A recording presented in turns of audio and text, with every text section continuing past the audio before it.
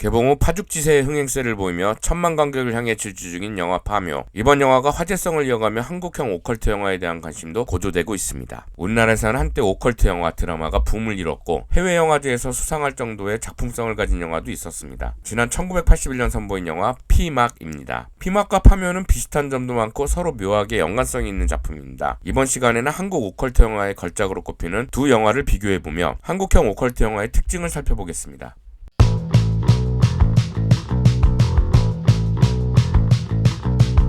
영화 파묘를 관람한 후 문득 이런 생각이 들었습니다. 예전에 본 한국 영화 중에 뭔가 오싹하고 비슷한 느낌의 영화가 있었는데 라는 생각이었습니다. 기억을 더듬어가며 폭풍 검색을 했는데 그다지 어렵지 않게 해당 영화를 찾을 수 있었습니다. 바로 이두용 감독의 영화 피막이었습니다. 개봉한 지 40년도 더 지난 작품이지만 최근 몇 년간 여러가지 이유로 재조명됐는데 4K 디지털 복원으로 관심을 끌었으며 이두용 감독과 주연을 맡은 남궁원 배우가 올해 작고하면서 더욱 회자가 됐습니다. 영화 파묘를 본 후 다시 찾아본 피막은 지금 봐도 몰입감 높은 영화였습니다. 그리고 영화의 이야기 전개나 설정을 비롯한 안팎의 다양한 부분이 파묘와 비교가 될 법했습니다. 두 영화는 모두 피읍 미음 초성의 두 글자 제목인데요. 파묘는 묘를 파한다는 뜻의 한국의 매장 문화를 주요 소재로 했으며 피막은 과거 전염병에 걸렸거나 죽음을 앞둔 사람을 안치시키는 장소로 두 영화는 전통 문화를 소재로 했습니다. 여기에 무당을 주요 등장인물로 설정하고 당대 최고의 배우를 캐스팅한 점도 비슷합니다. 파묘는 현 시점에서 손꼽히는 배우 김고은을, 피막은 7, 80년대 최절정의 배우 유지인이 각각 무당으로 연기했습니다. 또 두 작품 모두 해외 영화제의 주목을 받아 파묘는 베를린 국제영화제에 공식 초청된 바 있고 피막은 베니스 국제영화제에서 특별상을 수상해 당시로서는 드물게 작품성을 해외에서 인정받았습니다.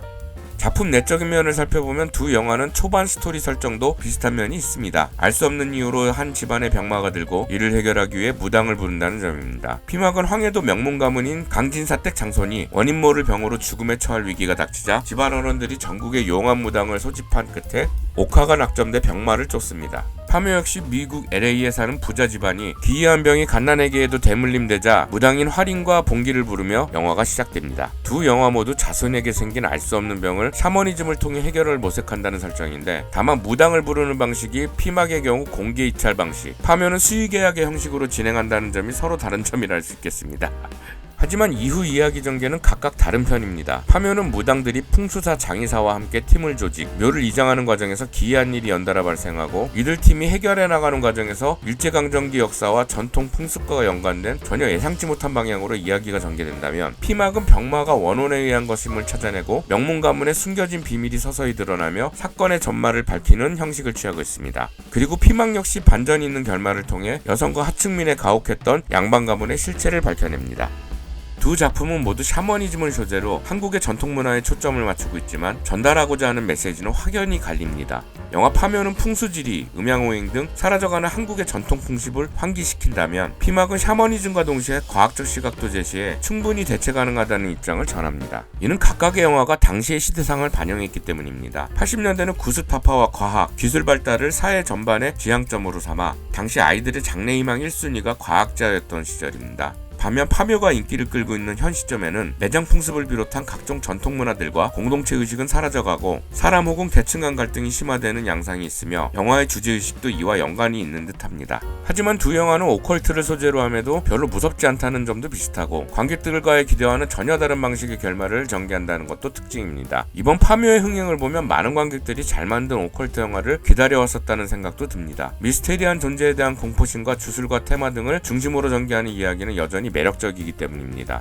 한때 우리나라에서는 오컬트 콘텐츠들이 인기를 끌던 시절이 있었습니다. 바로 1970, 80년대입니다. TV가 폭발적으로 보급되기 시작했던 당시에 가장 인기를 끈 드라마 중 하나가 바로 전설의 고향입니다. 귀신과 요괴, 주술과 부적 등 각 지역 전술 설화나 민담을 주요 소재로 한 전설의 고향은 당시 어린이들을 잠 못 이루게 한 국민 드라마였습니다. 여기에 80년대에는 흡혈귀, 강시 등을 소재로 한 외국 영화도 많았으며 여곡성을 대표로 하는 한국 오컬트 또는 공포 영화도 많이 제작됐습니다.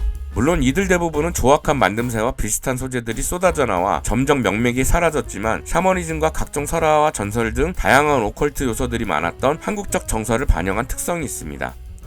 최근 한국 영화계는 여곡성이나 월화의 공동묘지 등 고전 공포 영화나 오컬트 영화를 리메이크하는 움직임이 있지만 관객들의 주목을 받는 데는 실패했습니다. 하지만 곡성, 사바와 파묘와 같이 잘 만든 오컬트 영화들에 대한 반응은 확실한 편입니다. 전반적인 한국 영화계의 침체 분위기 속에서 제작비가 비교적 높지 않은 편인 오컬트나 공포 영화는 치밀한 기획과 구성이 뒷받침된다면 성공 가능성은 충분한 것 같습니다. 이번 파묘의 흥행을 계기로 개인적으로는 오컬트 영화의 붐이 다시 일었으면 하는 바람이 있습니다. 아무튼 오컬트 영화에 관심 있는 분이라면 이번에 짧게나마 소개한 피망을 감상하셨으면 합니다.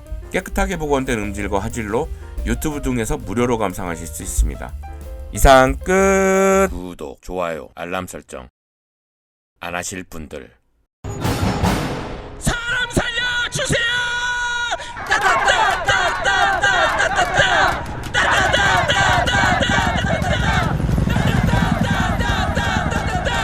구보 살펴주세요.